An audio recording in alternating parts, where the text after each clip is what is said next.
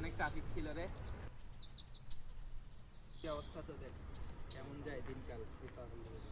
পড়ালেখা আমাদের 31st নাইটের plan কি? আমরা চাইলে ফায়ারওয়ার্ক বারবিকিউ করতে পারি। হ্যাঁ করা যায়। পিকনিকও করতে পারি। কোথায়? কোথায় করবি? ছাদে। আচ্ছা ছাদে পিকনিক করা যায়। হ্যাঁ এরা তো আনন্দে আতশবাজির কথা বলছে। এই আনন্দের পেছনে কতটা ভয় আতঙ্ক লুকিয়ে আছে সেটা কি ওরা বোঝে? গত বছর আতশবাজির প্রচণ্ড শব্দে ছোট ভাইটা কি ভয়টাই না পায়। ভয়ে আতঙ্কিত হয়ে শ্বাসরুদ্ধ হয়ে আসছিল ওর।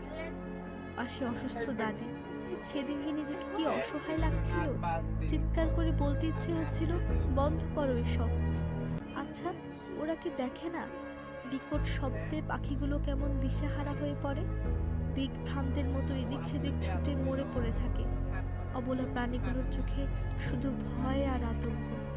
আচ্ছা আমি তো ওদের বন্ধু, আমি যদি ওদের গিয়ে মানা করি ওরা কি শুনবে আমার কথা? নাকি বলবে জ্ঞান দিস না তো, সবাই মজা করে আমরাও মজা করছি, একটু মানিয়ে নে ভাই। কিরে সাবিহা, তুই যাবি না? এই মজার জন্য এবারও যদি কিছু হয়ে যায় আমি কি নিজেকে ক্ষমা করতে পারবো? আচ্ছা উৎসব কি সত্যি আনন্দের যদি তা কারো প্রাণ কেড়ে নেয়? আপনার সাময়িক আনন্দেই হতে পারে তাদের মৃত্যুর কারণ। শব্দ হোক আনন্দের, আতঙ্কের নয়। Fireworks destroy their homes. You firecracker sound harmful to the unborn baby.